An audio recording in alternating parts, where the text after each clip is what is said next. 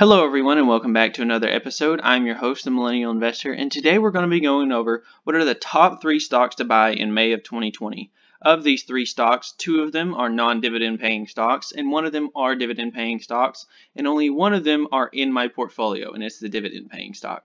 So we're going to be showing the best 3 stocks that I think are best to buy right now based off of their price, based off their valuation, and based off of their long-term future. So the 3 stocks that it's going to be, the one in my portfolio is Realty Income, and the other 2 that we're going to be going over is Facebook and Boeing. We're going to be diving very deep into these stocks and showing why I think long-term they're going to have a big, bright future ahead. If you like my videos and you enjoy watching my content, make sure to use this link down below if you're interested in using M1 Finance. And if you copy this link and put it into your web browser, it will take you to refer you to M1 Finance, and we'll each get $10, and I'll put that in my dividend portfolio and I'll recommend you in a video. So let's jump right into it. In my portfolio, if we get an update here, my biggest gainers in the portfolio right now are Whirlpool, Cisco Corporation, Mid-America Apartment Communities, Foot Locker. My biggest losers in the portfolio, we are now in the green, back in the green on every single stock. We lowered cost basis on Caterpillar. And speaking of Caterpillar, we just received a dividend on Friday, so that's cool. Wells Fargo, Procter & Gamble, the banking stocks have been especially hurt the last couple of days. But yeah, some of the biggest gainers in our portfolio are doing very well, and our portfolio is holding up very well. Today, the market is extremely in the red. We are 1.17% down, or about $20.83.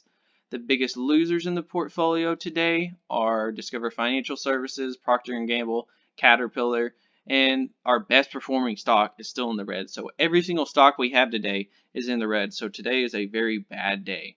But overall, in the portfolio, we are up 11.11%. We have $169.58 worth of gains, and $167.11 have come from market gain, and $247 have come from earned dividends. Like I said before, I'm a dividend investor. That's why we have here dividend growth portfolio. But this is the number we're going to be following. Like I said, Caterpillar just paid us another dividend on Friday, and that's awesome. But it's cool to see the market gain, but that doesn't really matter because we're focused on dividends. So to get started, let's jump right into Realty Income. Realty Income is the first stock that we're going to show, and this is one of the stocks that's in my portfolio. If you look over here over the last 5 years, so let's look at the history of the stock. They have a 5.34% yield after the previous close. They're an $18 billion company. They started off paying 19 cents in dividends to 20, to 21, to 22, and now they're up to 23 cents. So as you can see here, if you look at these dates, 330, 227, 130, you'll notice that the stock pays monthly dividends. It does not pay quarterly or annual. A lot of stocks pay quarterly dividends. You have to wait every 3 months to get a dividend. Well, not with this stock. Every single month, at the end of the month, they'll be claiming their dividends and they'll be sending it in about 2 weeks. So next week or so, we should be getting dividends again from Realty Income. As you can see here, the price of the stock. It's $51.56 as of right now.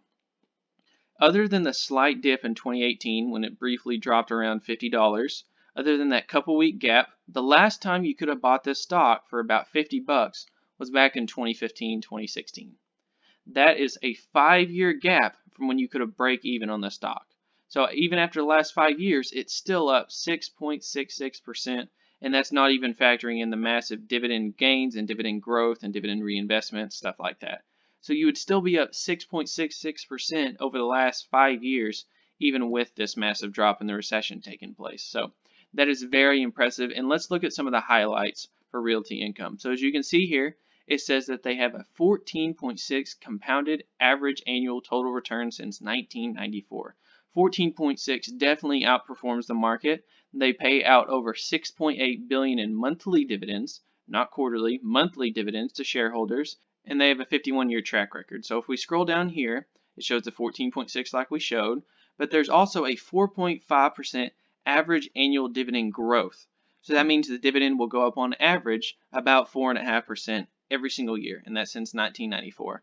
Consecutive monthly dividends paid is almost 600 months in a row. That is such a long streak of dividends. And if you look down here, 90 consecutive quarterly increases. Quarterly. That's the key word there. Quarterly increases. Most stocks, especially ones that are in the dividend aristocrats, they raise their dividend every single year. They usually wait till 1 month of the year and then they raise it, like clockwork, every single year. With Realty Income, they raise it every single quarter. So not only are you getting dividend raises annually, but every 3 months you're getting raises, and that's being paid out on a monthly basis. So that is compounded very, very quickly when you're consistently raising the dividend 3, 4, 5 times in a year. So that's pretty crazy. And if you look at their diversification in their real estate portfolio, they have over 6,400 properties under long-term net lease agreements, 301 commercial tenants, 49 states including Puerto Rico and United Kingdom, and they have over 50 retail and other industries in their portfolio. So what we're going to do here, we're going to click on their portfolio. We're going to click their top 20 tenants. As you can see here in their portfolio, their largest holding is Walgreens. Walgreens is their #1 customer. They have about 250 leases, and as you can see here, it makes up 6.1% of their revenue. So let's pull up a scenario here where Walgreens magically overnight, for whatever reason, stopped paying any and all rents to Realty Income. All 250 overnight just said, we're not paying anything. We're not giving you any revenue at all. Well, 94% of Realty Income's revenue is still coming in. It makes up such a small percentage of their portfolio. It's much like my dividend portfolio. So if you see here, the largest holding in my portfolio is Broadcom. Broadcom makes up 8% of my portfolio. So if Broadcom were to declare bankruptcy magically overnight, 92% of my portfolio would still be okay. And Realty Income is my second largest. So 93% of my portfolio would be okay. The same thing goes for Realty Income's portfolio for its real estate.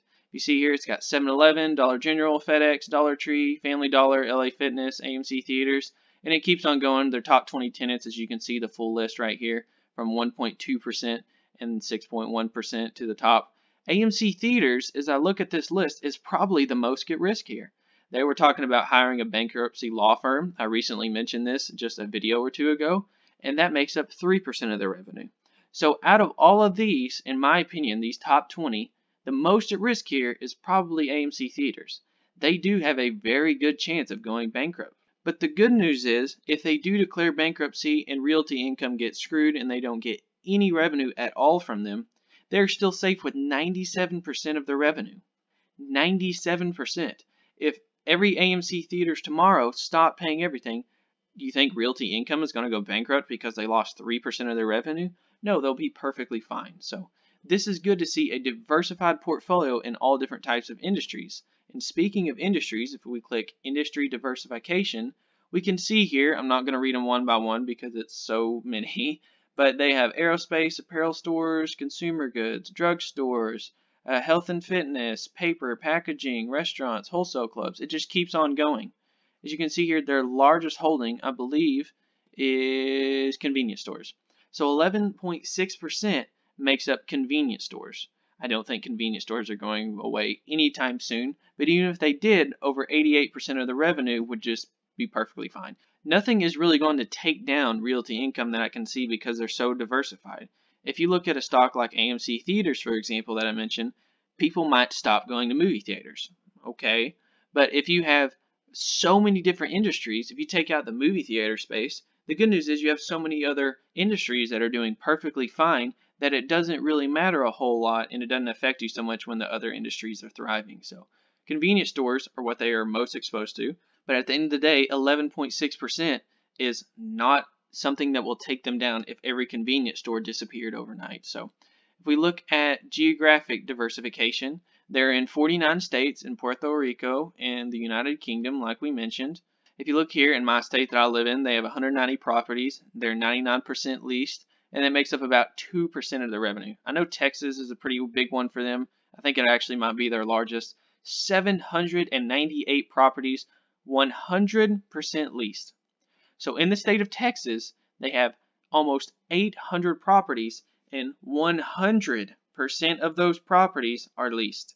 So obviously the worst thing for a real estate company could be is if they have a property and no one's paying monthly rent. In this scenario for Texas, almost all 800 of their properties are all being paid. So that's pretty cool to see there. So speaking of portfolio occupancy, let's look at their portfolio occupancy over the last several decades. So as you can see here, it stayed very, very high. It usually floats around in the high 90s. If we can see, try to find the worst possible time here. It was probably during the recession of 2008, 2009. Yeah, so I believe the lowest here was 96.6 right there. At the worst possible time during the Great Recession, Realty Income had 96.6% of its properties leased to tenants. 96.6%. So only about 3% of their portfolio was losing money. And that is during a horrible time during the Great Recession. If you look here to more recent times where they're floating around 98, 99%, they have almost a perfect scorecard over the long run, over the last 20, 30 years or so. But if you look at their total properties, if you see their occupancy, it stays the same, but their number of properties dramatically has increased. So back to 1992, they've had 634 properties, and then if you go all the way to today, they had 6,483 properties. So that's almost exactly a 10 times the amount of properties from 1992 to 2019. So even as they have massive growth in the number of properties that they own, their occupancy stays pretty much the same, 96, 97, 98, 99%. That is a very good sign for a company that is diverse, is very well managed, has excellent dividend consistency, and is growing rapidly. So that's part of the reason why this is an excellent stock to own. And their vacant properties have just slowly climbed up. And 94 properties vacant compared to the 6,483 is not very substantial. I am okay with that, and I think you would be too if you own this stock. One of the only things about this stock that is pretty interesting is that if you look at the property type composition here, is that they do have a retail heavy sector. That is the one thing that I would say is a, quote, risk. But like I said, they're diversified between so many different industries. Retail cannot go just bankrupt overnight or just disappear like nothing ever happened. But it is a dying industry. A lot of people argue with Amazon, everyone shopping online. The bad news is they do have 83% of the revenue coming from retail. That's the one thing I do not like about this company, is that they're so exposed to retail, is that in a situation like now with the recession taking place, they are a little bit vulnerable. But the key to focus on here is that if we go back to the industry diversification, even though it's primarily retail, it's in so many different sectors, from automobile services, dollar stores, education, whatever. You can see here the massive list that they have of industries here. So even though they're primarily focused on retail, it doesn't mean they can't be a safe company. So the next stock we're going to be looking at is Facebook. Something that I've mentioned in previous videos about Facebook is the oh so amazing balance sheet. They have $19 billion in cash and cash equivalents, and they have $35 billion in short-term investments. So if you add those two up, that's roughly $55 billion worth of cash and cash equivalents in short-term investments. So $55 billion just ready to go at any time. And as you can see here, they have $0 worth of long-term debt. Zero. This is a company that has one of the best balance sheets in the world. So one of the reasons why I really like Facebook is that they're prepared for a recession because they're so cash heavy and they can have so much leverage in a time where a recession is taking place and companies are struggling. So as you can see here, as we got Facebook on M1 Finance pull up, over the last 5 years it would have returned you 115.72%, and that's even with a little bit of a downturn today. So if we go to Facebook's investor relations page, as you can see here, we go to the bottom here of their investor relations page about the company. So let's go all the way to the left here. Let's start with, so as we go all the way back here, I'm not going to go through every single slide, but it talks about Mark Zuckerberg and his friends founding this company, and it talks about how they get this company started. And let's fast forward to right here. So they master Facebook, and they start getting tons of users and start monetizing the platform, and it starts exploding and getting tons of money. So what they do, they announce the acquisition of Instagram.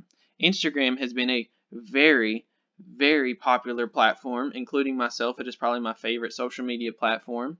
Then if you see here after Instagram, the thing that I want to focus on here is Oculus. On March 25th of 2014, Facebook announces acquisition of Oculus. So if we go here, I have our Oculus pulled up. This is the future of video gaming. So virtual reality, augmented reality, all that type of stuff is primarily the focus for the gaming sector. Oculus is, in my opinion, the #1 leader in this sector. And you can see here, I'm not going to go through every single deal why Oculus is the best and the brightest, but Oculus is by far not only the best technology, but probably the best seller of all of the virtual reality headsets. So Oculus has a long-term future ahead of it as virtual reality becomes more and more integrated with the human race, and I think Oculus will continue to be a long-term cash cow for the company. So as we go back to their investor relations page here, after they founded Oculus and began developing those VR headsets and promoting those, let's fast forward. Let's go here. And they also came out with Facebook Workplace. This is to primarily compete with your things like a LinkedIn. So a LinkedIn, for example, helps people find jobs. So what this also reminds me of is that they've also helped with dating recommendations on Facebook. They've had ways on Facebook to where you can meet other people and meet up for dates, almost like a Tinder. So a Workplace by Facebook is almost like a LinkedIn, but Facebook is integrating it on their own. So that is just one more way that people can use Facebook, and they become more sticky customers and more attached to it, because even when they're looking for a job and they're stuck at home, they can use Facebook to not only see what their friends are posting about, but also look for a job. And we're going to go here to Portal. So Portal was recently announced about a year or so ago. And if we go to Portal, it's basically to help people connect with their loved ones. As you can see here, these are some of the different models that they have. Portal TV, Portal Mini, the regular original Portal, and then the Portal Plus can attach to so many different devices, and it basically helps you connect with family members. So just one more piece of hardware technology to allow you to integrate Facebook with your everyday lives, to talking with friends and family members. And if we go back, this is the main one I wanted to talk about, Libra. Libra has got a lot of scrutiny over the last few years. A lot of people have very strong opinions about Libra. A lot of people tend to be very bullish or extremely bearish on Libra. A lot of people say that Libra is not well planned out. It does not have government approval. It is going to go to zero. It is not going to have any benefit towards Facebook at all. It's going to lose them money. And a lot of people say that this is going to be the future. This is going to be the new Bitcoin that Facebook takes the initiative on and takes Libra to something huge. So regardless as to whether or not you think Libra is going to be massive or going to be a bust, let's just talk about that for a second. So if we go to Facebook's Libra, there's one thing I wanted to point out in this article. This is the first article that pulled up when you search Facebook's Libra. Libra resembles a fairly standard payment company, but its tight integration with Facebook's enormous user base could give it a significant advantage over any rivals. Thanks to its proximity to the technical development of Libra and its ability to leverage WhatsApp, Messenger, and Instagram, Libra could very well become Facebook's next big thing. So if you see here, it's going to potentially become Facebook's next big thing. So talking about Libra, as we go back here, Libra could very well be a bust. It might not be planned out. It might get shut down by the government. But let's look at the risk reward here. The amount of money and the amount of spending power that Facebook has to potentially develop this Libra cryptocurrency into becoming something huge is potentially going to become one of the biggest profitability moves ever made by Facebook. So if they pull this off, this company could potentially become the largest company in the world. I do not say that lightly. If Libra were to become huge, this would take this company off the rails. It would be insane. And as we go back to the risk-reward standpoint here, if this company does not successfully launch Libra, if Libra does not make it, if it is not well managed and it does not work out, then okay, well, Facebook still has all the other platforms, and these are just the main ones. They have so many others that's not included on this timeline here. Between Facebook, Facebook Messenger, Instagram, WhatsApp, Oculus, all the other brands and platforms that they have. If Libra goes to zero and becomes worthless, this company is still going to thrive. $55 billion in cash is a perfect example why I wanted to talk about situations like this. As you can see here, they're acquiring other things such as Oculus. So in a time like now, where the stock market is absolutely crashing and valuations are at rock bottom and they're probably going to get even lower, buying companies such as an Oculus is going to get better and better because these companies' valuations are going to go down and they're going to be able to buy them for 20, 30, 40% cheaper, or at least be able to take stakes in them for significantly cheaper than they would have been able to just 3, 4, 5 months ago. So this is why I think Facebook is in a very well position for the future. So I'm really excited about Facebook, and I've mentioned it before in previous videos. It's one of the only stocks in the portfolio I've considered adding that isn't a dividend stock. Right now, I might add it in a different brokerage, but right now I just want to focus on my dividend growth companies because so far, as you can see, We performed very well, and I don't want to knock that progress off by adding non-dividend companies. But that said, I would feel very comfortable owning Facebook in my portfolio, and I've even considered it. So if you think I should add it to my portfolio, please let me know down below in the comments, and I'll definitely consider it. So the next stock that we're going to be looking at is Boeing, ticker symbol BA. If you look at that dividend yield, that does not matter. That is a 0. They recently cut that to 0. So let's look at Boeing for a second. This is a stock that is about break even from 5 years ago. And first, let's look at the dividend history. 91 cents to $1.09 to $1.42, a big jump, to $1.71, $2.06, and 0. So before that dividend cut, let's look at before the recession hit. So let's judge the stock first off of here and back. And then let's look at how things are today. So first off, this is a stock that has massive dividend growth from 91 cents up to $2.06 in about 5 years is over a double up, and that is massive. Anytime you see a company do over a double up in 5 years, it is very successful sign. As you can see, the share price gains before this recession, it went from about $145 stock all the way up to the 350s, 400s at one point. So this is a company that before the situation with the 737 MAX and the recession started to take place was a well-run company. So let me talk to you about the good and the bad news about Boeing. The reason why I wanted to mention Boeing in this portfolio is that if you are a long-term investor, if you're not going to focus on Boeing next month, 6 months from now, if you're going to focus on Boeing 1, 2, 3, 4, 5 years in the future, this company is extremely undervalued.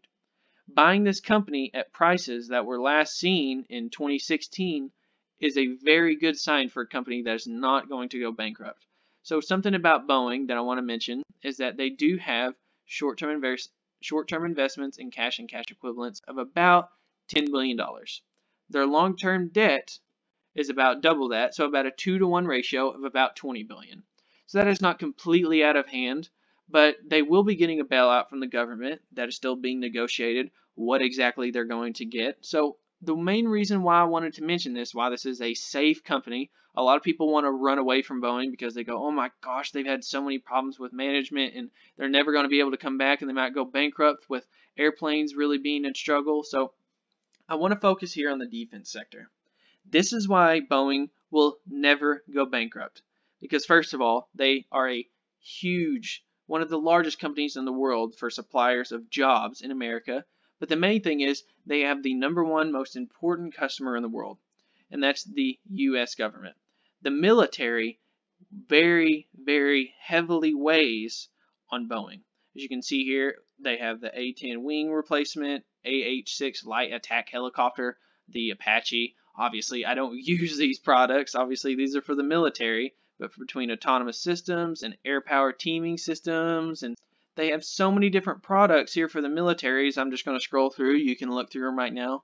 They have so many different types of jets and planes and attack helicopters and missiles and you name it. They have so many different products that our U.S. military very much needs. So they have so many different products that the consumers weigh on as well. If you go to commercial airplanes that just regular citizens take to fly across the country, there has been issues with the 737 MAX, and that has mostly been the issue with the company before the recession. But as you can see, the stock price was not really hit that hard before this recession. They went from about 350, 340, and then they pretty much stayed flat for about the last 2 or 3 years. And then we go back here and we look at their commercial products. They do not just have the 737. They have the 747, the 767, 777, and then they have other planes as well, including private business jets and stuff like that. And then they also have areas with NASA. So they have deals involving space exploration. They have products in NASA that are very heavily reliant on Boeing. So you can see some of their space products here, such as like satellites and the International Space Station, which is a very popular thing with NASA. They have so many different footprints, especially involving the government, between NASA, the U.S. military, business travel. They have so many different footprints in the economy that this company could just really not get taken down. I think without any kind of government assistance, I think they could probably still make it. That said, they more than likely will be getting some kind of bailout from the government. This is a company that did spend a lot on share buybacks, like I've told you previously. I'm very kind of on the fence about share buybacks. It's part of the reason the stock has performed very well before this recent recession. But the company will suspend its buybacks. It's already suspended its dividend, and while I don't like that it has suspended its dividend, it is necessary. I do like, however, how it is suspending its share buybacks. I hope it continues to do that, and I really hope that they focus on building out the company and getting themselves in a more financially healthy position, because more than likely over the next couple months with this recession taking place, that $20 billion in long-term debt will begin to get larger. So I hope they get themselves in more of a financially healthy position regardless as to how big or how small, if anything, from the government will be as far as a bailout goes. But this is a company that has such a large economic moat that I couldn't really see them getting taken down, because if Boeing gets taken down, it's going to hurt a lot of other sectors, because Boeing does not only employ thousands and thousands of employees themselves, but there's so many other companies that rely on Boeing, its suppliers and things like that, that rely on Boeing for jobs. Boeing itself, as you can see here, 161,000 employees. I'm sure between all of its suppliers and stuff like that, it's probably close to 500,000. 500,000 jobs would potentially be lost. That's just a guess. That's just an estimate, just a wild guess. That would probably be lost if Boeing declared bankruptcy tomorrow and stopped all operations. So I think at these prices, though, at $150 and under, considering the stock was $300-400 and before the 737 in the recession, they were a very well-run company. They have been around forever. They had massive dividend growth. They were a financially healthy company, especially for an airline company that has a very large, high barrier to entry. I think once this company gets back on its feet, once the recession leaves, once they get the 737 MAX situation figured out, this stock will eventually get right back to its 300, right back to its 400 levels, and eventually, several years from now, the stock will get to the $500, $600, $700 range. So if you can pick the stock up to where it's at today's prices at $150 or under, honestly, I think really anything under 200 or so, 250, is really attractive, especially under 200. Under 200, the stock has a lot of potential, as long as you're focused on the long term with the stock, as well as the rest of these companies, because we have no idea what the future holds. If we were focused on the long term, this company is going to thrive. So the same thing goes with my other two stocks I mentioned, Facebook. This should all be a long-term investment. It has dipped here. Next month, this stock could be 200. Next month, this stock could dip to $130. It could dip down here. I don't know. Over the next 5 years, this 115% is going to be a joke, because the stock is going to continue to climb with all the cash and growth they have, regardless as to whether or not Libra grows. And the same thing goes with Realty Income. Realty Income will keep getting more and more properties. They will keep growing. They will keep using those revenues to raise dividends, to buy more properties, and keep expanding their portfolio. So tomorrow, the stock might be down like it is today, or tomorrow it might be up. But 5 years from now, we'll get right back to those 70, 80, and into the 90, 100, $110 range. So I really like the futures for all these companies, and I hope that you like these 3 stocks that I recommended. I'd like to thank you guys so much for watching. As usual, as I like to say as the beginning and the end of all my videos, if you like what I'm posting about, and you like seeing my videos, and you're interested in using M1 Finance, use this link down below, and we can each get $10 for referring you to the platform, and I'll use that $10 towards my portfolio, and I will mention you in the video. As you can see here, we're still down about 1.43% on the day for the portfolio, but we're still doing very well in the green. We're focused on the dividends. Overall, guys, I would just like to thank you guys so much for watching, and give me some ideas down in the comment section down below for some ideas for what you'd like to see in future videos, if you'd like me to answer more questions about any 3 of these stocks, and let me know if you made a good decision on picking the top 3 stocks to buy right now. Thank you guys for watching, and I'll catch you next time.